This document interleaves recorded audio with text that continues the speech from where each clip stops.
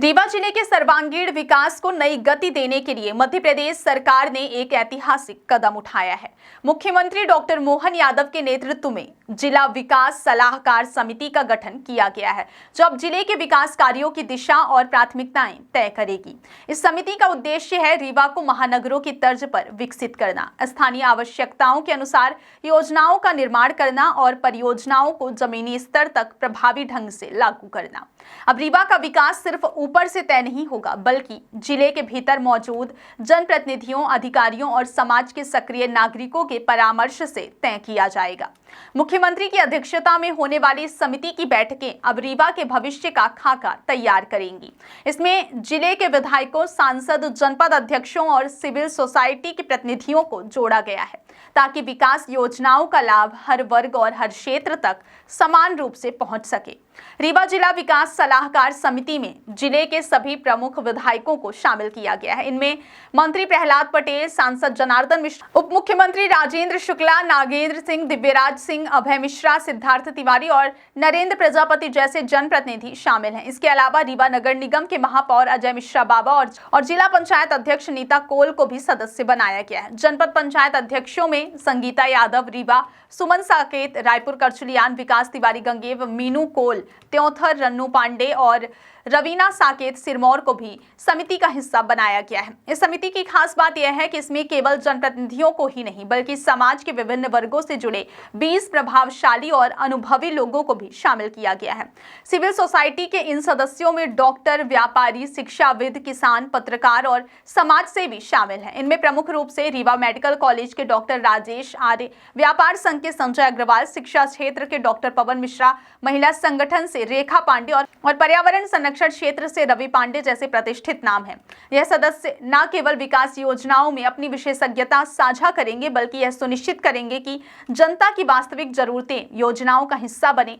मुख्यमंत्री मोहन यादव ने स्पष्ट कहा है कि रीवा के विकास में अब जनता की भागीदारी सबसे महत्वपूर्ण होगी। अब योजनाएं सिर्फ कागजों पर नहीं रहेंगी, बल्कि हर योजना का लाभ गांव, कस्बे और शहर तक पहुंचेगा। समिति का मुख्य उद्देश्य जिले की सभी योजनाओं की प्राथमिकता तय करना है, उनकी निगरानी करना और यह सुनिश्चित करना है कि परियोजनाएं समय पर पूरी हों। समिति की बैठकों में शिक्षा, स्वास्थ्य, सड़क निर्माण, जल संसाधन, उद्योग, पर्यटन और ग्रामीण विकास जैसे विषयों पर विशेष फोकस रहेगा। मुख्यमंत्री ने कहा कि रीवा जैसे ऐतिहासिक और सांस्कृतिक रूप से समृद्ध जिले में विकास की असीम संभावनाएं हैं। आवश्यकता सिर्फ योजनाबद्ध कार्य और सामूहिक प्रयास की। उन्होंने कहा कि रीवा के युवाओं को बेहतर शिक्षा और रोजगार के अवसर मिले, किसानों को आधुनिक कृषि संसाधन मिले और गांवों में बुनियादी सुविधाएं उपलब्ध हो। यही हमारी प्राथमिकता है। जिला विकास सलाहकार समिति के गठन से शासन और जनता के बीच संवाद का एक नया माध्यम तैयार हुआ है। पहले कई बार ऐसी शिकायतें आती थी कि स्थानीय स्तर पर बनी योजनाओं में जनता की जरूरतें और जमीनी हकीकत को ध्यान में नहीं रखा जाता, लेकिन अब यह समिति उन समस्याओं का समाधान बनेगी। विधायक और जनपद अध्यक्ष अपने अपने क्षेत्रों की समस्याएं इस समिति में रख सकेंगे और तत्काल कार्य योजना बनाकर उनके समाधान की दिशा में काम होगा।